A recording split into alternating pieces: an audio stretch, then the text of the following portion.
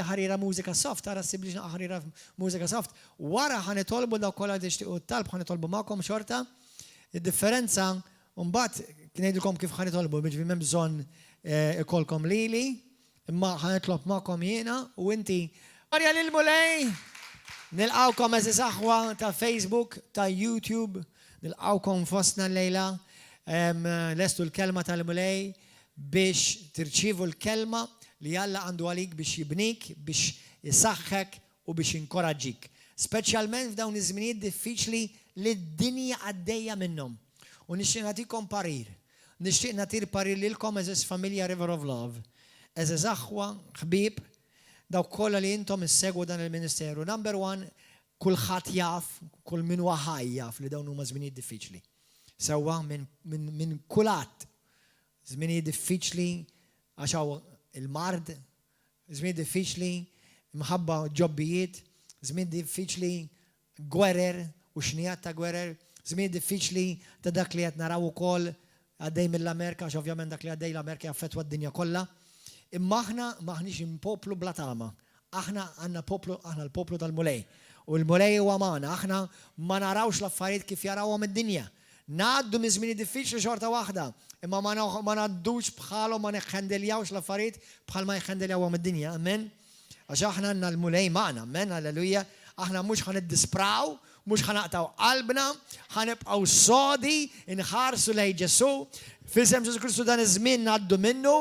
Grazzi Mulej qaddis nirringrazzja Alla li dawk kollha li jew qabduhom il-COVID jew kellhom xi ħadd fil-COVID fil-familja tagħhom ir-River of Love kollha fiqu, natu glorja lill-Alla, kollha fiqu. Il-kelma tal-Alla tgħidilna il-Mulej nafu li l-Mulej ma jwednix li ma ngħaddux minn żmien diffiċli, imma jwedna li jkun magħna u joħroġna mit-tiġrib u d-diffikultajiet kollha tagħna. Amen. Allura aħna ma naqtawx qalbna u ma niddisprawx. U l-fidi tagħna hija għażiża quddiem il-Mulej, meta l-fidi tagħna tiġi marbula u testjata. Amen. U f'dan iż-żmien nixtieq nagħti kelma ta' kuraġġ lill-aħwa intom parti mir River of Love. Number one, għattaw ħafna ħin mal-Mulej. Għattaw ħin faħru lill-Mulej, id-dar tagħkom, faħruh, għamlu kant, idħlu fuq il-YouTube, daqqu s-CD sa tefħir, ħalli d-dar tagħkom tikkrejaw atmosfera ħafna iktar potenti minn kwalinkwa virus. Hija t-tifħir tal-Mulej. Number two, għodu attenti x'tisimgħu. Amen? Xiġifieri, għodu attenti mhux bħal xi aħwa ħasra li nara bluwa li tant jisimgħu fuq il-mart u jisimgħu jibdew jibżgħu, jibdew jiġu maksa, depressi. Il-mart nafu li tiġa jataw, imma Alla wkoll jataw. Alla ma talax. Amen? U għalhekk f'dan iż-żmien inħeġġiġkom f'dan iż-żmien iktar minn qatt qabel biex intom tqattaw ħin tisimgħu preachings, hemm ħafna pritki fuq dan iċ-channel tal-YouTube tagħna, hemm ħafna preachings fuq il-page ta' River of Love Christian Fellowship, hemm ħafna preachings fuq il-channels oħra tagħna tal-YouTube. U hemm kelliema li jħeġġulek il-fidi. Eżis aħwa fi żmien ta' diffikultà għandek bżonn nissaħħaħ il-fidi. Amen? L-Iskrittura tgħidilna li l-fidi tagħna teleb id-dinja. Teleb id-diffikultajiet. U għalhekk hemm bżonn li aħna waqt li ngħaddu mid-diffikultajiet imma kif neħħendeljawha mhux bħad-dinja, neħħendeljawha differenti. Amen? Ejn nitolbu flimkien. U nixtieq nitlob għalikom anke li intom qegħdin id-dar, forsi minnkom li għandkom jew qegħdin kwarantina, jew minnkom li hemm morda. Ringrazzja Alla li dawk kollha li huma parti minn din il-familja River of Love. Grazzi Ġesu kollha fiqu, nirringrazzjaw l-Alla. U dawk li għadkom qed fiqu għamel il-qalb qawwi qalbek, il-Mulej huwa miegħek, il-Mulej ma abbandonakx u inti wkoll toħroġ infejjaq u ħanitolbu għalik issa stess. Mulej qaddis, nagħlulek il dawk kollha li huma morda, sew fid-dar tagħhom, sew fl-isptar. Mulej nitolbok biex inti tbirek it-tobba, in-nurses li wkoll hemm grupp minnhom li huma parti minn din il-familja u minn din ix-xirka River of Love. Nitolbuk għall protezzjoni tagħhom, nitolbuk Abba Missier biex inti tiksjom bid-demm ta' Ġesu Kristu. u fuqhom niddikjaraw li l-ebda arma msawra kontra tagħhom ma tirnexxi. Nitolbuk għal dawk kollha li huma morda f'ġisimhom, dawk li għandhom komplikazzjonijiet, dawk li għandhom il-COVID. Nollulek mulej għal Joseph, mulej Qaddis, il-Joe, nollulek il-Sesja, nollulek il-Monika, nollulek il-bosta aħwa oħra. Mulej Qaddis, grazzi tal-fejqan. Grazzi li inti tisma' it-talb tal-poplu tiegħek. Grazzi li joħorġu infejqa u grazzi li l-għadu mandu l-ebda sej fuq ħajjithom. Dawn huma l-nies tiegħek immarkati bl-ispirtu tiegħek, is-siġillati bid-dem ta' Kristu u niddikjaraw mulej Qaddis fejqan totali, saħħa f'ġisimhom, saħħa fil-pulmun tagħhom, mulej kull virus ikollu jmut u jinqala minn ġewwa fihom f'isem Ġesu Kristu ta' Nażaret. Ibad l-anġli tiegħek mulej, iċċirkundhom bl-imħabba tiegħek, iċċirkundhom bil-ħnina tiegħek, mulej Qaddis. Dan iż-żmien jgħaddi mulej Qaddis. U nafu mulej li inti ma tabbandunanix u tkun magħna. Lejla nitolbuk biex inti tkellimna mill-kelma tiegħek u tkompli tibnina f'isem Ġesu Kristu ta' Nażaret. Amen, amen, halleluja. Grazzi mulej. Morru fi ktieb ta' Ġwanni kapitlu 3 aħwa. Dan huwa is-sitt messaġġ fuq dan it-talim li badna qisu madwar xarejn ilu. Il-messaġġ fuq l-ispirtu. Inti spirtu għandek ruħ u tgħix ġo ġisem. Illum ħanamel part 6.a. Xiġifieri. Illum ħankopri nitkellem iva fuq l-ispirtu ruħu l-ġisem, imma llum ħanifoka fuq l-ispirtu biss. Ħanifoka fuq l-ispirtu biss. Importanti li nifmu min aħna fl-ispirtu l-ewwel u qabel kollox. Għax l-ispirtu huwa il-gwida. L-ispirtu huwa id-driver. L-ispirtu huwa l-kaptan. L-ispirtu tal-bniedem. Amen? Halleluja. Meta l-ispirtu jieħu postu fil-bniedem, l-ispirtu tal-bniedem ikun il-gwida, l-kaptan, il-ċavetta, ir-ruħ u l-ġisem isegwu. They follow. Ħanfakkarkom fl-iskrittu li rajna, ħalli dawk kollha li forsi ma segwejtux qabel. Morru fi ktieb ta' l-ewwel ħanaqraw Ġwanni dal-waqt, imma ħanorikom daw iż-żewġ skritturi. L-ewwel Tessalonikin, kapitlu 5, dawn huma skritturi għandkom tkunu familjari tajjeb magħhom. L-ewwel Tessalonikin 5, vers 23.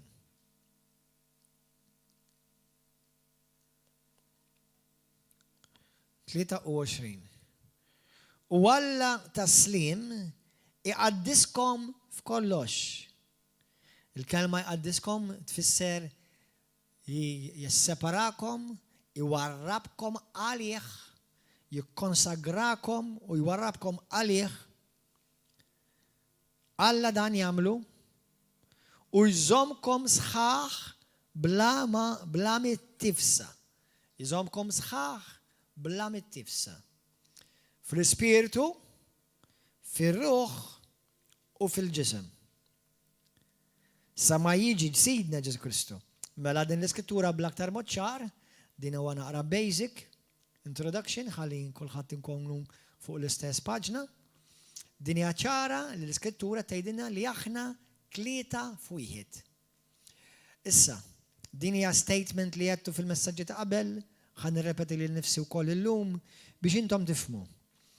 Ovvjament, aħna nemnu 3 persuni falla wieħed, mhux 3 allat, 3 persuni falla wieħed, jiġifieri Alla l-Missier, Alla li ben Ġesu u Alla l-Ispiritu Santu huma Alla wieħed, imma 3 persuni. Issa, jiena nemmen u oħrajn jemnu li l-kreazzjoni kollha is not a dual, but it's trijun. Hemm DNA ta' 3 f'wieħed fil-kreazzjoni tal-Alla. Per eżempju, jettilkom ħafna affarijiet li Alla anka krea huma tlieta f'wieħed, huma tlieta, da huma maqsumin fi tliet kategoriji. Anka fil-ħin aħna ngħidu il-bieraħ, illum u għada. Aħna ngħidu fis-sema, fl-art u taħt l-art, da huma fl-Iskrittura.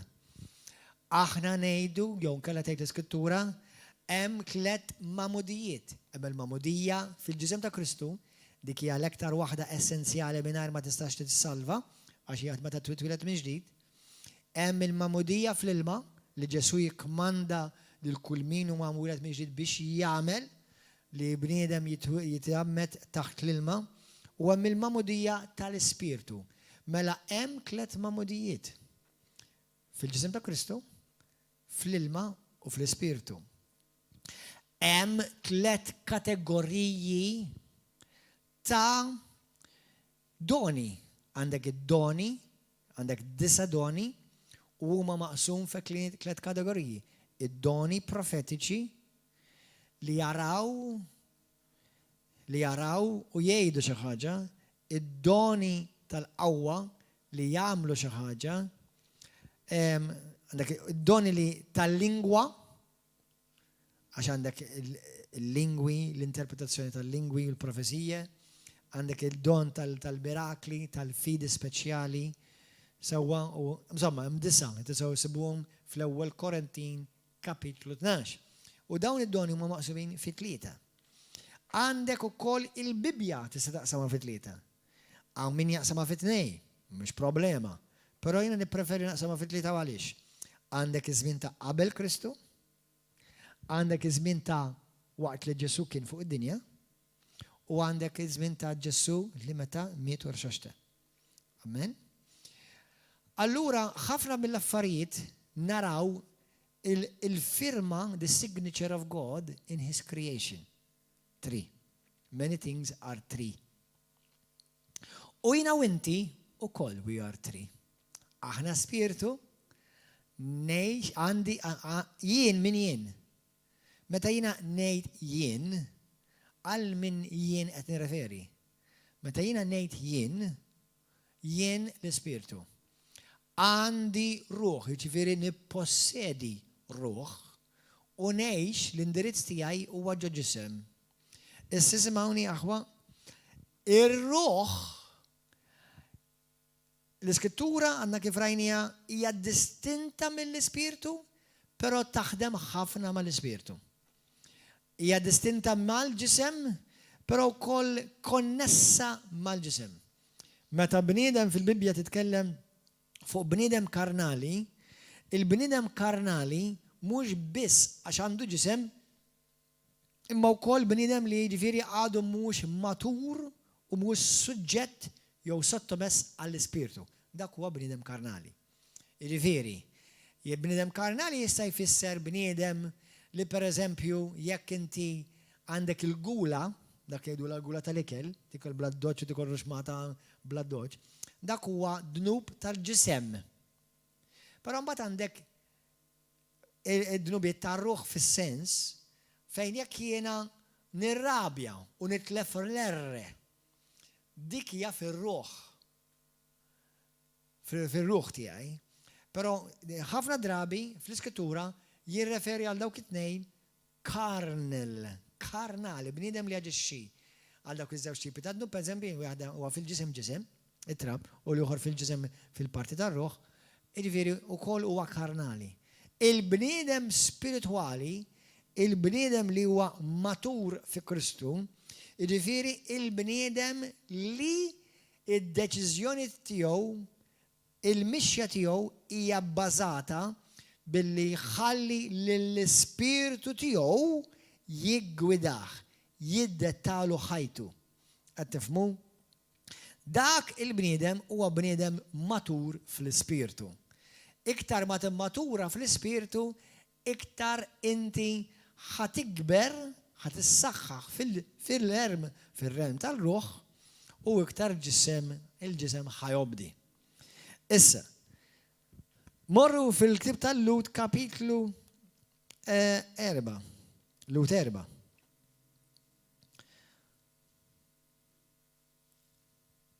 meta kont għadni ngħix tad-dinja,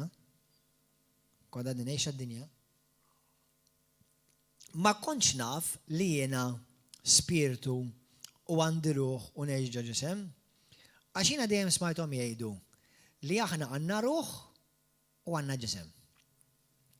Kont naħseb li meta konna ngħidu spiritu u ruħ qed ngħidu għall-istess ħaġa. Kontu taħsbu l-istess intom? Imma meta twilit mill-ġdid u bdejt nistudja l-iskrittura, bdejt niġi mgħallem li jiena spiritu fil-vera sens tal-kelma, il-min jien propja u għal-spiritu. Ir-ruħ, l-spiritu l-kelma spiritu fil-Grik, tiġettilkom hija l-kelma numa. Pneuma, nikdbuha bl-Ingliż P-N-E-U-M-A. Pneuma. Ok? Pneuma. Li hija l-ispirtu. Il-kelma ruħ fil-Grik mhijiex pneuma, hija l-kelma suke. P-S-E-U-K-E. Suke li minna nġibu l-kelma psikoloġija. Li l-psikoloġija, l-psikologu x'jagħmellek? Il-psikologu x'jagħmellek? Il-psikologu jeddilja miegħek jgħinek biex jgħinek tfiq tiddilja mal-problemi emozjonali fejn hemm l-emozzjonijiet, fejn hemm il-weġġat li inti ġarrabt matul il-ħajja fl-emozzjoni. Inti mbagħad għandek jekk inti kollok mart fiżiku, mhux psikologu għandek bżonn mediċina ħafna drabi.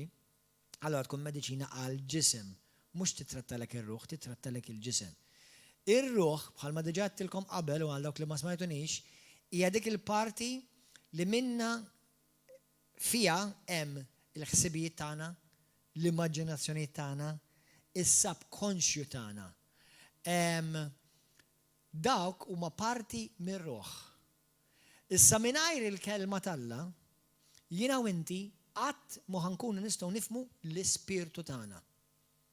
Hija l-kelma, il-Bibja li tgħinni nifhem li jien spirtu minu dan l-ispirtu u kif jopera dan l-ispirtu. Allura l-bniedem li mhuwiex midħla tal-Bibja ma jistax jikber spiritualment. Issa dan l-statement irridkom tisimgħuni sewwa. Kemm hawn minnkom smajtu l-messaġġi kollha l-oħra li għamilna fuq dawn l-affarijiet kollha smajtuhom? 6 s'issa għamilna dan is-sitwien. Jien għedtilkom li l-ispirtu jikber jew le. Mela kif qed ngħidilkom l-ispirtu jista' jimmatura? Mela jista' jikber? Issa, illum ħan introduċi kunċett ieħor mal-pakkett. Mela ħan nerġa' nagħmilkom l-equation li kont għamiltilkom id-darba l-oħra. Għall-kamera, jekk il-kamera tista' ġiba fuqi ħalli jarawni hawnhekk l-aħwa. Il-kamera mela, aħna spiritu, immaġinaw hawn tlieta hawnhekk spiritu, ruħ u ġisem. Meta jiena u inti nitwildu mill-ġdid, meta l-bniedem jitwilet mill-ġdid, jitwilet mill-ġdid mhux mill-ġisem, laqqas mir-ruħ imma jitwilet mill-ġdid mill-ispirtu. Issa moħħkom hemm. L-iskrittura tal-limna li meta jitwilet mill-ġdid il-bniedem spiritualment, u ħanaqrawha fil-Ġwanni, jitwilet matur, ma jitwilitx baby, għax jitwilet minn Alla perfett. L-ispirtu tiegħi u tiegħek perfett spiritualment jekk inti mwilet mill-ġdid. Qed tifhmu? Allura kif qed tgħidilna nimmaturaw spiritualment, Pastor? Issa, ħanfehmkom, bl-għajnuna tal-mulej, bl-għajnuna tal-Ispirtu Santu, ħanfehmkom. Mela, l-ispirtu meta nitwildu mill-ġdid, diġà jaf kollox. L-iskrittura tgħidha dik. Kontu tafu l-iskrittura tgħidha? Għaliex, għax fl-ispirtu tiegħek jammar issa bħala persuna mwilda mill-ġdid min? Alla, l-Ispirtu Santu. Allura jekk jien issa naf kollox fl-ispirtu, ġifieri jiena m'għandi bżonn niġi knisja, m'għandi bżonn naqra l-Bibja u m'għandix bżonn nisma' lilek. Le, ma tfissirx hekk. Jiġifieri da iddepożitat fl-ispirtu tiegħek hemm diġà dak kollu li għandek bżonn għal din il-ħajja. Ħanerġa' ngħidha. Fl-ispirtu tiegħek li mwieled mill-ġdid, hemm diġà kollox iddepożitat li għandek bżonn għal din il-ħajja fi Kristu. Allura kif ħanikber jekk diġà għandi kollox? Bingo. Mela, meta jiena twilid baby, anzi meta jiena kont għadni xejdu la dik, zerrija u bajda u tħallat fetu, u fetu tfisser baby, by the way, għax meta jgħidu l-ekum u mux fetu, fetu baby tfisser. Hello. Ġifiri meta jagħmlu abbord ta' fetu, qed jagħmlu abbord ta' baby. Essed pel-eżed. Imma għax minn mi jindew bl-ignoranza tan-nies jgħidulhom fetu, u hija mhux fetu, mhux fetu with baby tfisser da. Tifhmu? Sewwa. Anyway, mela fetu. Mela meta kont għadni fetu jiena, taf li dak kollu li għandi f'ġismi llum jien kien f'dak il-fetu. Meta jiena twilit minn Tommi, ħriġt minn zaq oħmi, u kont baby hello, gustos. Dak kollu li għandi llum ta' 48, kollu kien f'dak il-baby.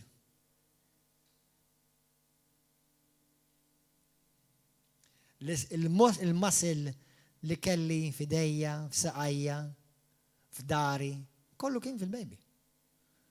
Ma kbirċ għalla tani muscle ġdid. Mela x'ġara għallu l-muscle? Il-muscle immatura billi ħaddimtu. Il-muscle immatura, mhux għalla tani muscle ġdid, meta inti tmur il-ġim u l-muskoli jikbrulek, inti mhux għax għandek muscle ġdid, inti kol m'għandek l-istess muscle ħaddimtu. U bekk kbirt. Meta jiena u inti nikbru spiritualment fil-erja tal-ispirtu, mhux għax spiritualment per se, isek qed tikber per se, bħal qed tifhem, dak kollu li huwa fik diġà hemm, imma iktar ma timmedita l-kelma tal-Alla u taġixxi fuqha u tisma' l-kelma mxandra, iktar dak li hemm diġà jeżisti fik joħroġ. U inti tibda taġixxi spiritualment matur. Qed tifhmu aħwa? Halleluja. Fil-ktieb tal-Lut kapitlu 4, vers 12, tgħid hekk il-kelma tal-Mulej. Il-kelma ta' Alla hija ħajja u qawwija. Taqta' aktar minn xabla b'żewġ ixfar. Hija tinfed sa tifred minn xulxin ir-ruħ u l-ispirtu. Sa naftit, mela biex jiena niddixxerni li ma parti minni hija l-ispirtu u li ma parti mir-ruħ, li ma ħammu nsaqsi. Il-psikologu ma jisa xejni, il-psikjatra ma jisa xejni, il-tabib ma jisa xejni, il-xjentist ma jisa xejni, il-pastor biss jistajni. Meaning, il-pastor bil-kelma tal-la blodda jista' jgħinek biex tiddixxerni fil-limenti il-parti tiegħek spiritu u li mill-parti tiegħek ruħ. Jiġifieri hija l-kelma li tallimni niddixxerni li jien spiritu u f'liema erja qed ngħix spiritualment matur u f'liema erja għadni ngħix skont l-emozzjonijiet jew skont il-ġibdiet tal-ġisem. Dak issejjaħ karnali. Amen? Halleluja. Issa, ħammorru fi ktieb ta' Ġwanni 3. Ġwanni 3 użajni naqra mhux ħażin dan l-aħħar. Spiritu Santu ejna biex nifhmu mulej. Halleluja. Ġwanni kapitlu 3. Ix-xjenza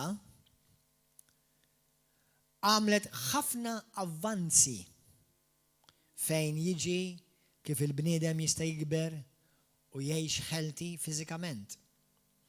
Ix-xjenza għamlet ħafna avvanzi u studji kif il-bniedem jista' jikber fir-ruħ, fis-sukke, f'moħħu, fl-intelligenza tiegħu. Ma x-xjenza ma tistax tgħinek tikber spiritwalment. Għalhekk inti tista' tintaqa' ma' xi ħadd, professur, għandu littri kollha tal-alfabet wara ismu u spiritwalment tuba. Biċ-ċertifikat. U lilek jitħaq bik, inti għaw tal-praise the Lord. Xi ħadd il-ġimgħa għalli għax intom brainwashed. 1,100 miljun darba smajta.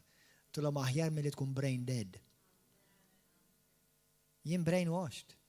Washed by the blood of Jesus. Inti brain dead. Sawa?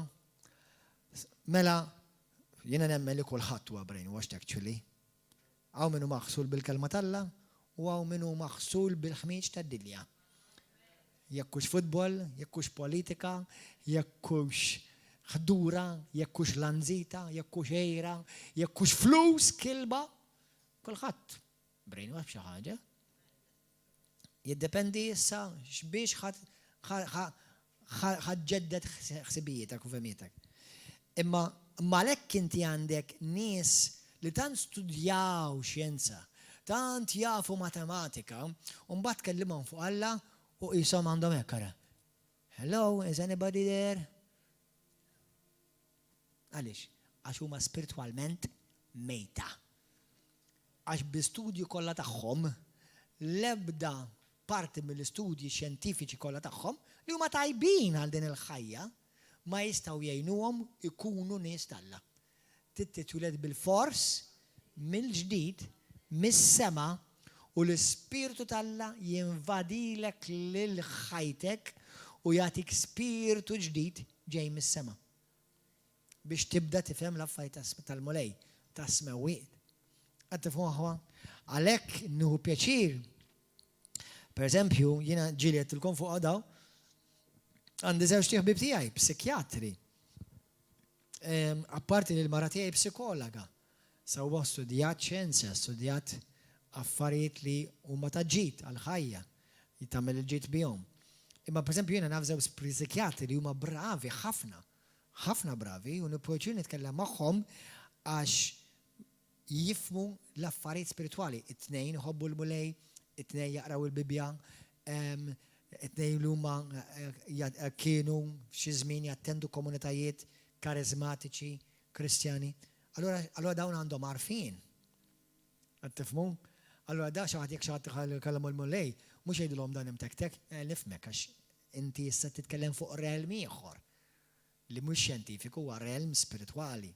Imma l-bniedem li ċaħad il-Alla, apparti li huwa mejjed spiritwali, ma jistax jaqra xjenza minn filosofija ma jistax jifhem l-affarijiet tal-ispirtu. L-Iskrittura tgħidlek ma jistax, m'għandux il-kapaċità. Għalhekk aħjar tkun tfajjel fis-saltna tal-mulej, ħalleluja, u tifhem l-affarijiet u l-misteri tas-saltna milli jkollok l-iskola kollha tad-dinja u tkun brain dead u tkun mejjed spiritwalment u ma tifhem assolutament xejn fuq l-ispirtu. Qed tifhmu? Ħalleluja. Anyway, imma ovvjament jekk inti tkun imwieled minn ġdid, tħobb l-Alla, midħla sew mal-kelma tal-Alla u tistudja x-xjenza, issa għandek the best of both worlds. Sewwa? Però xjenza xorta ma tistax ittik dak li jtik il-kelma tal-Alla u dak li jtik l-Ispirtu tal-Alla. Sewwa hija. Amen. Ġwanni 3, vers 3. Ġesu qed jgħid lil Nikodemu hawnhekk. Nikodemu kien raġel reliġjuż, iħobb lill-Alla. Kien bena anka it-tempju, jekk minn żball, it-tempju għall-Lut. Kien raġel popolari, kien raġel li nies iħarsu lejh bistima. U ġi jgħid lil Mulej, mallem, rabbi, aħna nafu li int mallem ibawt minn Alla. Għax ħadd ma jista' jagħmel is-sinjali li qiegħed tagħmel int jekk ma jkunx Alla miegħu. Ismawni dan ir-raġel diġà juri fih ċertu spiritwalità li kienet diġà switched on. Xi tfisser? Inti llum il-ġurnata għandek aħwa. Jew ħansejħulhom hekk imsejħa nies li jgħidu li jemmnu f'Alla. U meta jaraw mirakli, minflok jgħidu l-Allu min mela sinjal li Alla huwa miegħu dak, jew sinjal li Alla huwa magħha, jgħidu li daw tax-xitan. Mela jaraw fejqan tax-xitan. Jaraw nies jinħallsu mix-xitan. Minflok, mhux bħal Nikodemu kien spiritualment discerniment tiegħu kien tajjeb. Għax għalkemm ma kienx għadu mwieled minn ġdid, imma maraf li s-sena ftit dawn l-affarijiet ma jsirux daw mhux normali. Da bil-fors li għandu l-Alla miegħu biex dawn l-affarijiet iseħħu. Inti tifhmu? Imma għandna ċertu nies f'ċertu kampijiet li ġaħdu l-qawwa tal-Alla, li ġaħdu l-mirakli, ġaħdu l-fejqan, jgħidu l Alla ma jfejjaqx illum. Vera għandek discerniment bomba, Lussu. Alla skada. Anyway, by the way, dil-ġimma ħajkolna testimonjanza oħra. Għax oħt, xi ġimgħat ilu ma kenniex waħda hawnhekk, ġiet tagħtina testimonjanza li kellha stage 4 cancer u talbet. U tlabna magħha lil Mulej fejjaqa totalment laqqas la traċċa f'ġisimha ta' kankru. Mela ħajlkom oħra. Nirringrazzjala dil-ġimgħa ċebrit li oħt oħra, għalt li pastor għandi good news. Halleluja, it-tobba qalu la m'għandekx m'hemmx tama għalik kompletament infejqa minn kankru wkoll dil-mara. Għalija dan huma żewġ mirakli kbar. Għalija huwa ċaru tont li Alla huwa ħaj li Ġesu Kristu jammar fostna u li Alla huwa dak li jgħid li hu. Imma jfittex poplu li jemnu. U waħda mill-affarijiet l-iktar li Alla jrid minnek u minni hija li jiena u inti nieħduh bis-serjetà u nieħduh f'kelmtu.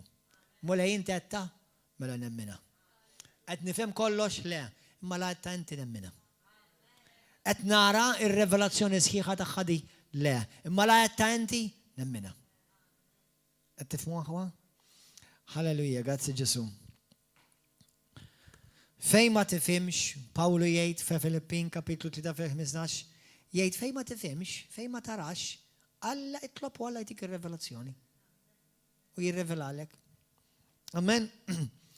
Musamma, u Ġesu wieġbu tassew ngħidlek li jekk wieħed ma jitwelidx mill-ġdid ma jistax jara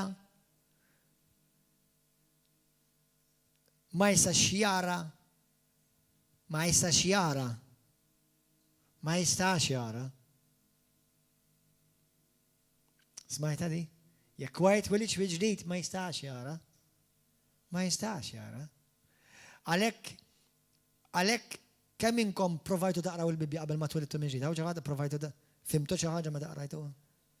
Onestament aħwa, kont inkun frustrat.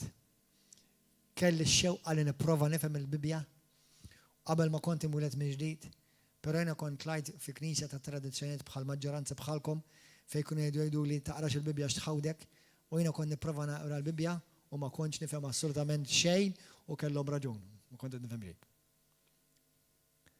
Meta twelid minn ġdid, waħda mill-ewwel xokkijiet li tajt li nnifsi bdejt ngħid ara dak kif qed nifhimha. Bis-sejt qed ngħidlek.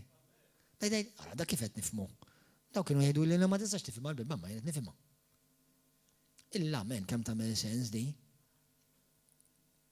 Għaliex? Għax issa sirt persuna imwilda minn fuq, mill-ġdid. Halleluja, u bdejt nara. Dak li qabel ma stajtx, għafolja xtaqt, imma ma stajtx nara. Inti ma tarax għax tixtieq, inti tara għax titwieled mill-ġdid. Amen.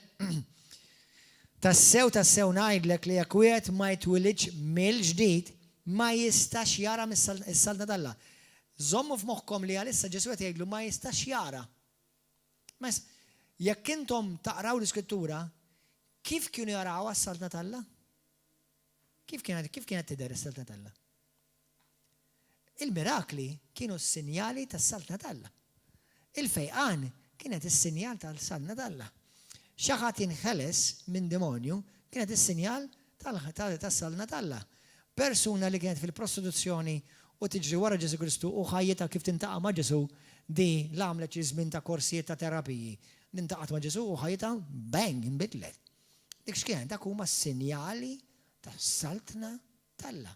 Ġifieri min verament tweled minn ġdid beda jara is-saltna tal-Alla.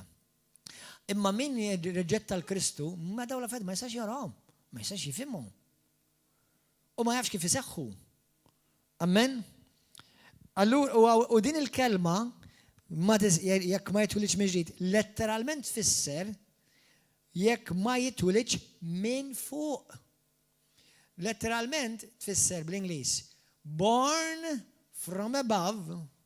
Issa jiena tilkom ftit ilu, jiena kont imwieled minn Tommi u missieri minn ommi, ħarġitni minn zaqqa. Imma fil-ġisem, mal-ġisem, imma meta ta' 25 sena, le mhux 25, 23. Ta' 23 sena, dort lej Kristu u għaraftu bħala s-sejtu s-Salvatur tiegħi, mhux reliġjon lej Ġesu. Twilit minn ġdid, bdejt naqra l-kelma, bdejt nifhimha u bdejt nara. Dak li qabel ma stajtx nara. Għafolja xtaqt naraħ ma stajtx. Qed tifhmu? Għax jiena kont imwieled mis-sema. Il-Bibja wkoll tfisser di, issa din interessanti. Dik fil-Grik din tfisser li jekk inti ma titwilidx minn missier tas-sema. Bl-Ingliż tgħidlek unless you are refathered from above. Interessanti, refathered. Ġifieri inti titwiled minn missier ieħor issa. Kif? Mela milli ma missier kont imwieled qabel? Demonju. Min mhuwiex imwieled mis-sema, min mhuwiex imwieled minn fuq, min mhuwiex imwieled mill-ġdid. Huwa xorta mwieled imma mid-demonju. Ftakar, ix-xitan jissejjaħ Alla ta' din id-dinja. Luqa 4. It-tieni l-ewwel Korintin kapitlu 2, kapitlu 4 vers 3 u 4. Ix-xitan huwa Alla ta' din id-dinja. Ġwanni 8 vers 44. Ġesu jgħid missierkom huwa ix-xitan. Kolossin kapitlu 1 vers 13. Min għadu mhux imwieled minn ġdid għadu taħt is-saltna, parti mis-saltna u taħt il-ħakma tad-demonju. L-ewwel Ġwanni kapitlu 5 vers 19.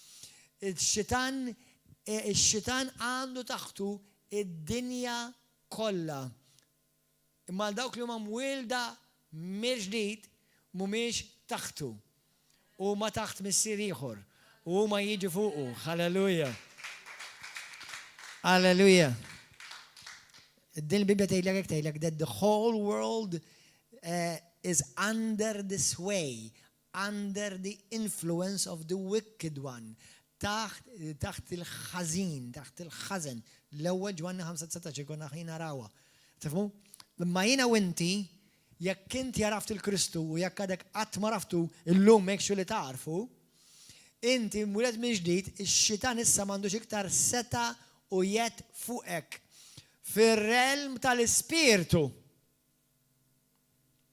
Mbagħad tibda titgħallem kif trażżan il-ġisem, tikkontrolla il-ġisem, tibda titgħallem kif tiddixxiplina ir-ruħ.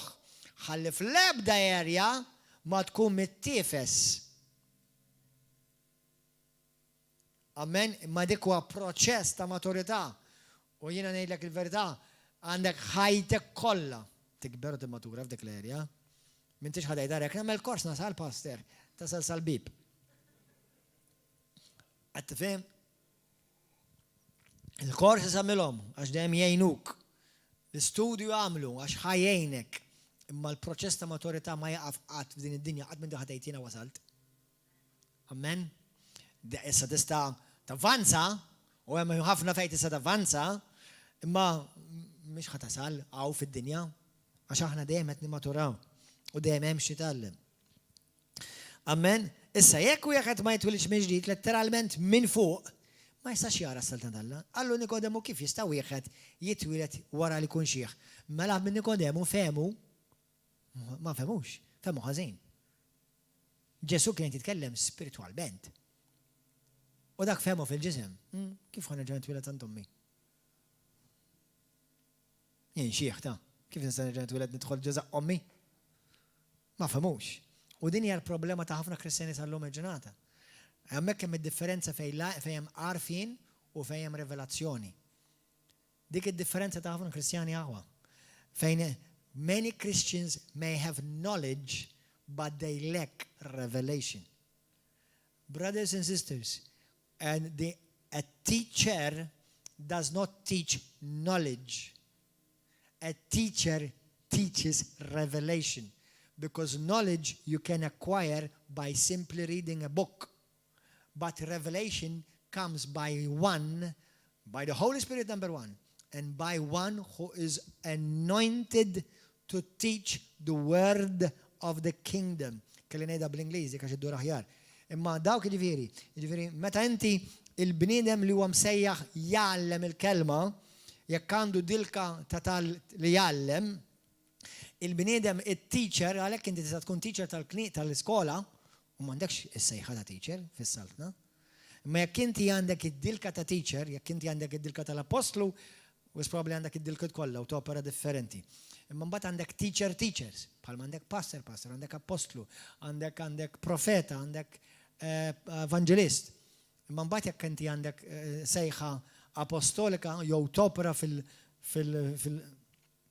anyway, bħala apostle, daw il-5 ministeri tmissom bidejk, tmissom f'ħajtek u topera fihom. Anyway, il-bniedem, il-ministru tal-Vanġelu, għax inti għandek 5 ministri differenti tal-Vanġelu, Efesin kapitlu 4 vers 11, imma il-ministru tal-Vanġelu li għandu dilka biex jgħallem ma jimpartjax għarfin, jimpartja revelazzjoni. Fimtu għadik? Inglis naqa Malti mkisser dik. The one who teaches under the anointing of a teacher of the word does not impart knowledge, he imparts or she revelation. Difhem? It's revelation that transforms you. Hija revelazzjoni li titrasformak. Infatti ir-revelazzjoni tal-kelma talla mhux biss titrasformak tan li bosta ikunu bil-qeda fuq daw is-seats u jgħidu li passer waqt li qed nipritka taf li fiqt, taf li l-ġuħ tal-aqli, taf li ħassejtni aħjar. Għaliex? Għax hemm impartazzjoni mhux ta' għarfien imma ta' dilka speċjali tal-kelma ħajja għaddejja ġo fik. Bħal hemm ir-raġġi tad-dawl, hemm ir-raġġi tad-dilka. Amen. Għalhekk ministru partikolari meta kien jgħidilhom niftakar Kenneth Hagin. Kenneth Hagin kien jgħid kien ikollu seminar ta' tagħlim filgħodu u healing services fil-għaxija. U kien jgħidilhom pereżempju jitlob għalija biex infiq jgħidilhom l-ewwel ejja u poġġi taħt il-kelma. L-ewwel poġġi taħt il-kelma. Għax ħafna minnhom kienu jfiqu waqt l-impartazzjoni tal-kelma. Tifhmu? Għalhekk meta nies jiġu għandi jgħidu li passer ħan niġi biex itlob għalik għalija ta' biex infiq. Ngħidlek il-verità taf li ddejjaqni. Jiġifieri daw ġejjin għal-fejqan u mbagħad jidilhom. Eżatt bħal supermarket. Le, inti l-ewwel ejja lej il-mulej għax għandek il-ġuħu taf li mingħajru ma tistax taddeq ħajtek kollha. U għandek bżonnu. Kontinwament, mhux għal-fejqan biss. Tifhmu? U l-bniedem li jiġi b'qalbu miftuħa ifiq qabel ma jiena nitlob għalik biex fiq. Għax inti tkun taħt dik id-dilka u Alla jara l-qalb. Jara l-qalb għaċċana. Tixxenna għalih. Amen? Halleluja. Mbagħad għallu Nikodemu kif jista' wieħed jitwieled wara li jkun xieħ? jista' forsi jerġa' jidħol f'ġuf ommu u jitwielet. Wieġeb Ġesu, sieħbi, maħniex niftehmu. Tassew ngħidlek li jekk wieħed jitwilidx mill-ilma u dik konna rani qabel l-ilma tirrefletti il-kelma qadisa tal-Alla u l-Ispirtu ma jistax jidħol fis-salta tal-Alla. Issa ma jistax jidħol fis-salta tal-Alla. Ma jistax jidħol fis-salta tal-Alla. Mela l-ewwel ma jistax jara u din ma jistax jidħol. Dak li jitwilet mill-ġisem u ġisem mela hemm twelid tal-ġisem. Kollha kemm intkom twelidtu fil-ġisem ma xkum intom xaw. Sewwa? Imma mhux kull min neċessarjament jiġi pass bħal da bil-forsi huwa mwieled mill-Ispirtu. Dak li jitwilet mill-ġisem huwa ġisem u dak li jitwilet mill-Ispirtu huwa Spirtu. La tistaġibx jekk jien ngħidlek li jeħtieġlek titwilet mill-ġdid. Sewwa? Issa, ħammorru fl-istess kapitlu vers 31. Issa isimgħuni sewwa.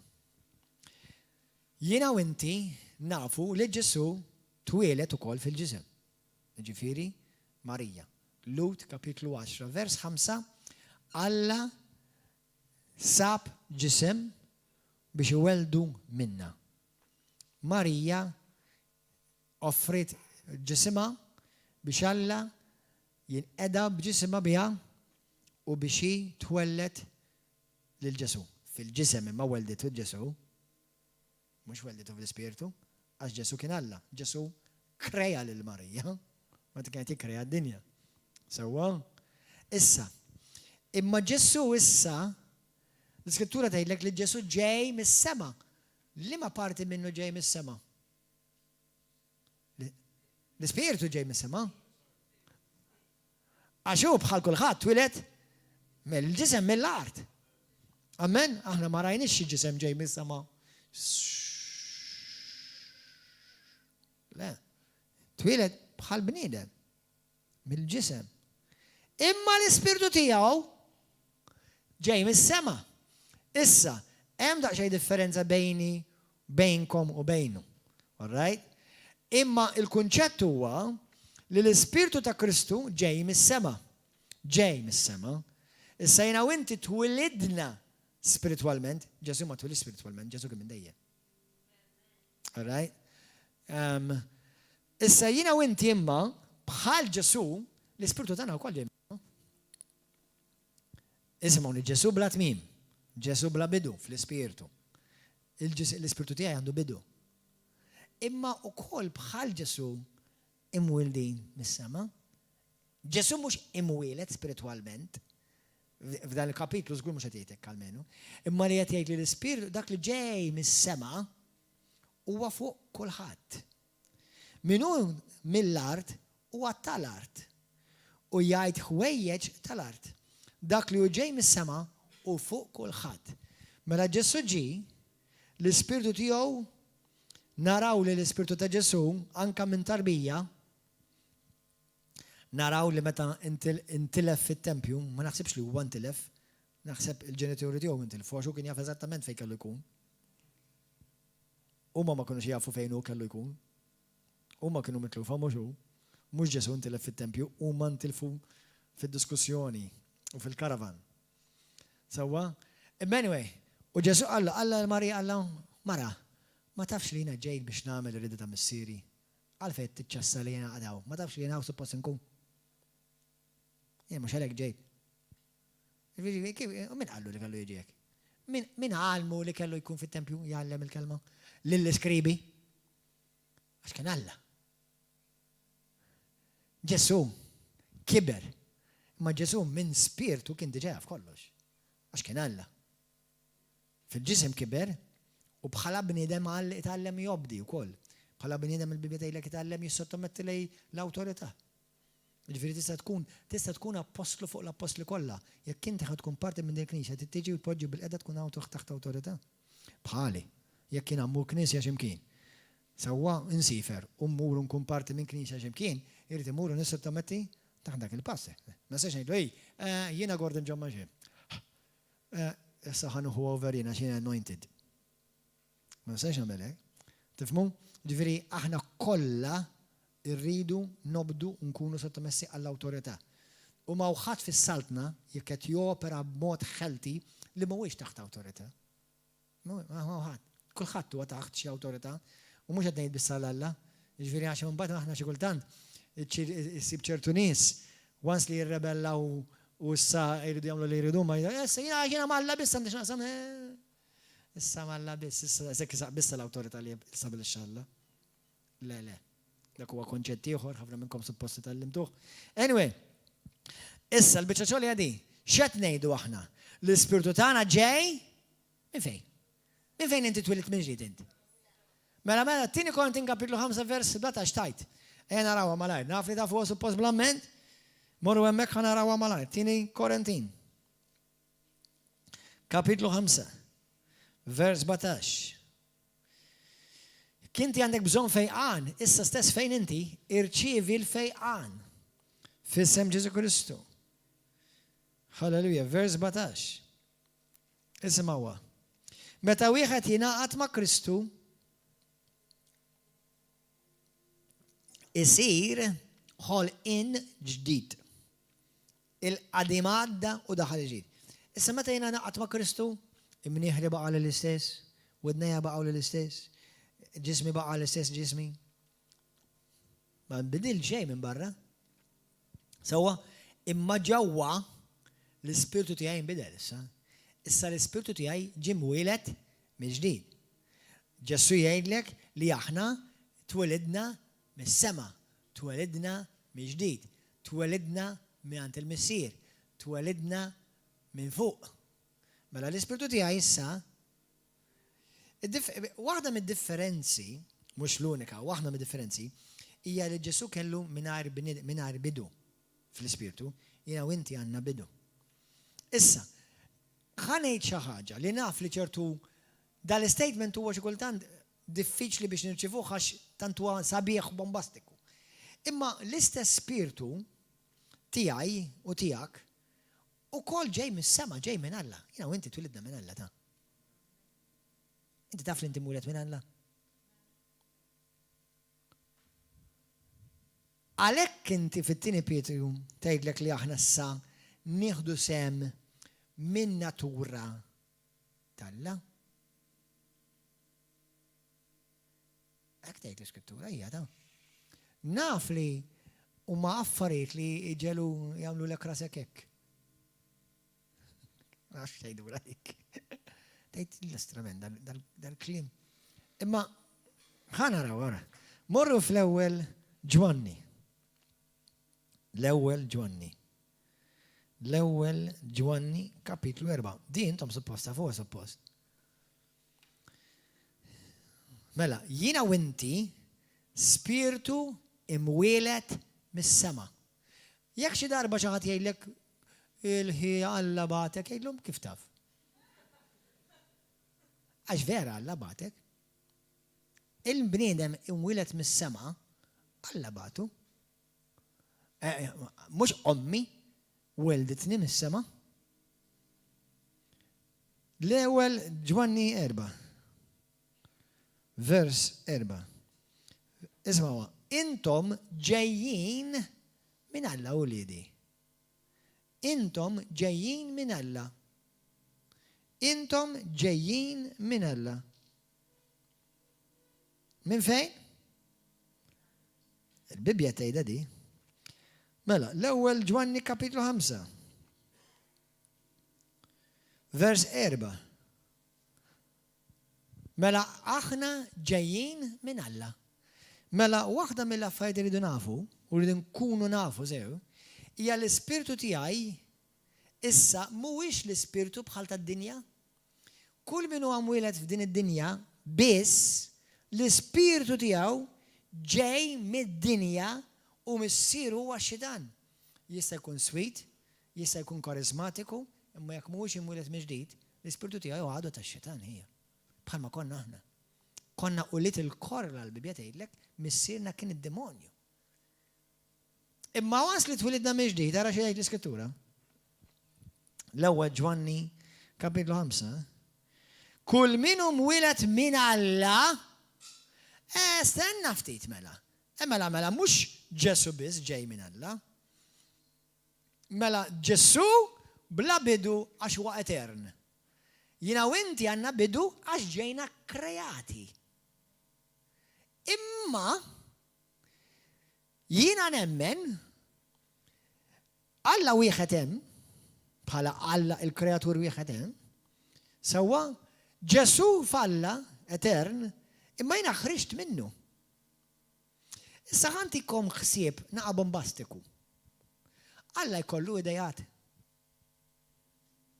Alla xi darba jqum fil-ħodu jiena u jgħid jew Jesus, ibni, ġurnata sabiħa llum ħarġet, għandi abtid nagħmel xi ħaġa sabiħa. X'ħan nagħmlu? Taħseb li Alla jagħmel hekk? Has God ever had a good idea? Just one day he woke up and said, I just feel like I want to do something nice. Jiena nista' nimmaġina li Ġesu Alla li jaf kollox, tiġi jaf il-futur mill-bidu joħroġ b'xi idea ġdida. Moħħi mhux ħadet f'ma di, all right? Just jiena I am meddling, I'm meddling jgħidu bl-Ingliż. Fil-ħsieb jiena nemmen li aħna konna minn dejjem. Eżatt, għaxina u inti konna dejjem fil-ħsieb tiegħu, fil-pjan tiegħu. Il-Bibja tajda di, eżatt. Ġifieri qabel ma Alla beżaqni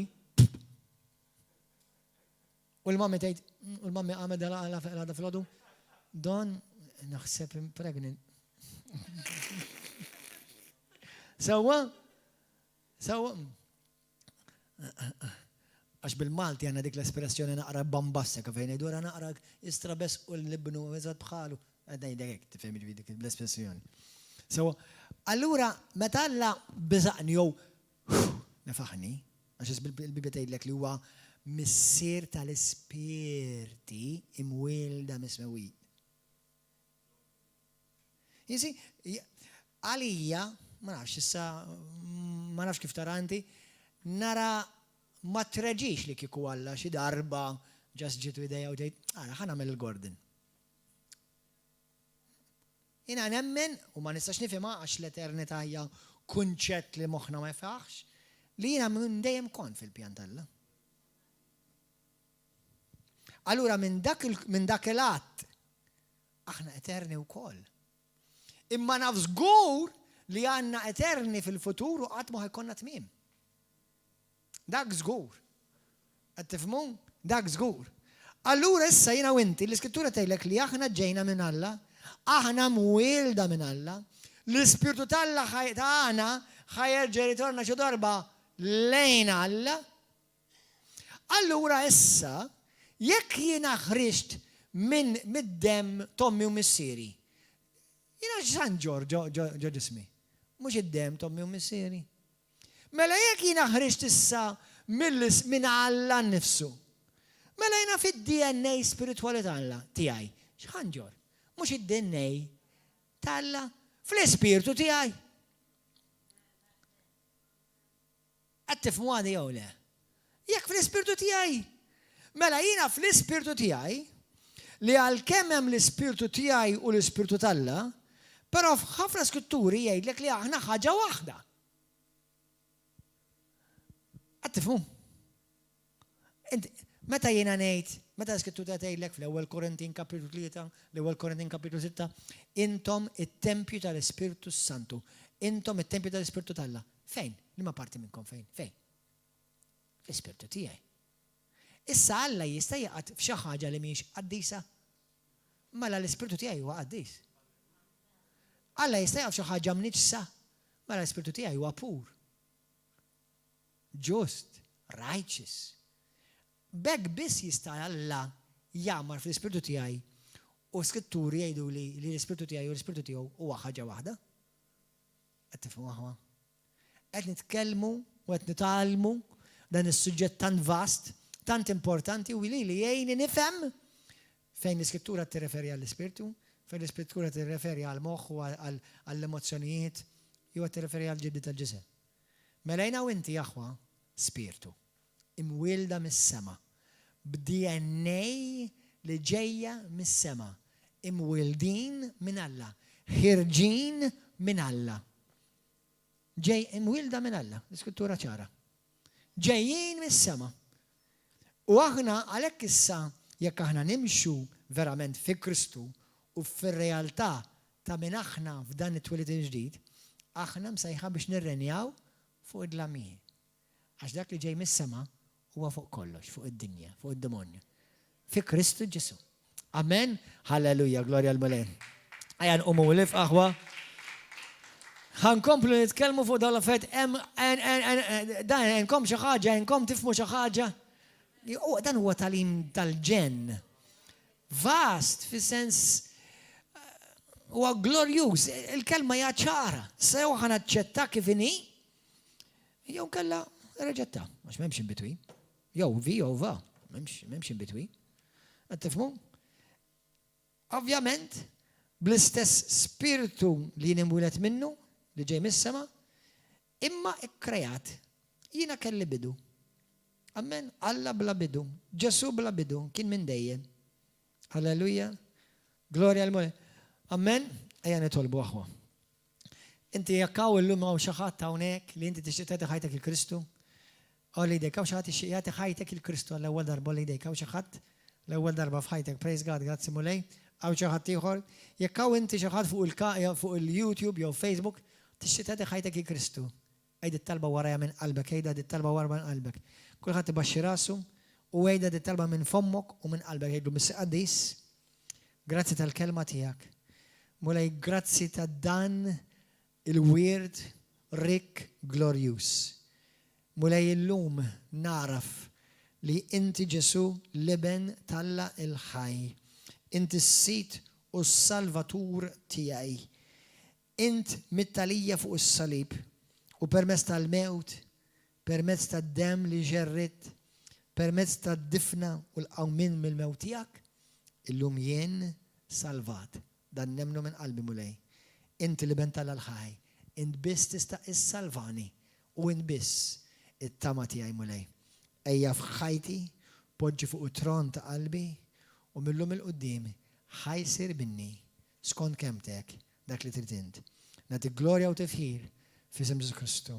Jekk inti għaddik it-talba minn qalbek, illum int salvat, għadek kif twelid minn ġdid, għadek kif twelid mis-sema, għadu kif l-Ispirtu tal-Alla neżel fik u tak spiritu ġdid li ġej issa minn Alla.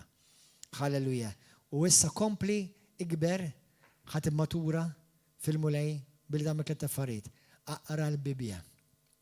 Immedita l-kelma. Itlob, tkellem mal-Mulej, faħru irringrazzjah. U t-tielet ħaġa, ix-xierek, is-saħħa. Ejja naqgħod magħna kull nhar ta' erba' u nhar ta' sibt ġewwa l-Fellowship River of Love u kull nhar ta' ħadd fil-ħodu flash ta' fil-ħodu. U ejja u dduq u wara kemm hu tajjeb il-Mulej. God bless you, YouTube, Facebook. Hallelujah! Gloria al-Mulej.